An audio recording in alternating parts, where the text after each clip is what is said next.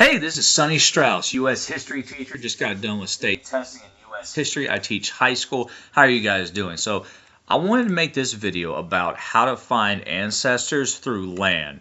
That helps it because a lot of times the name of their land or the location it could be specific, which means it helps narrow down because a lot of these people have the same last names. So it helps make your ancestor more specific. We know that you're talking about the same person. So I'll give you an example. So this is the will of John Bowling II, who is also a descendant of Matoaka, aka Pocahontas, right?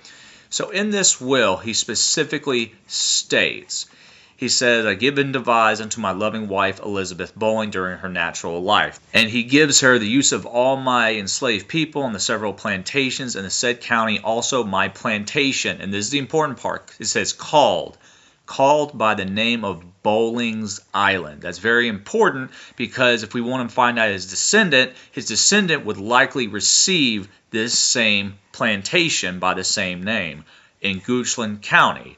So Goochland County, that tells us where the land is specifically. So this is very helpful.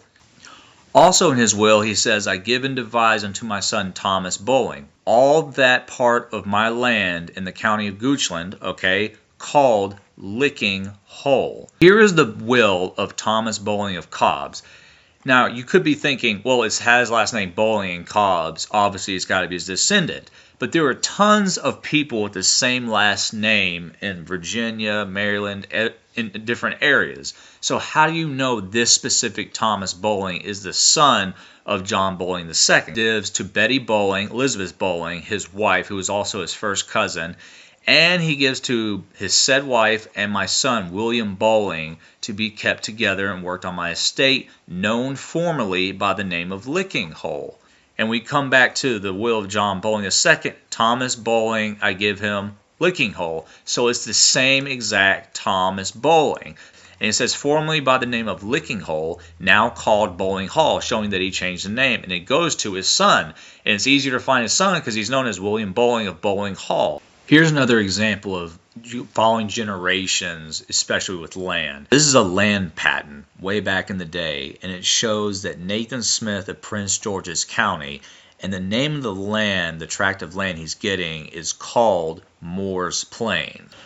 In Nathan Smith's will, he even says, unto my son Nathan, right?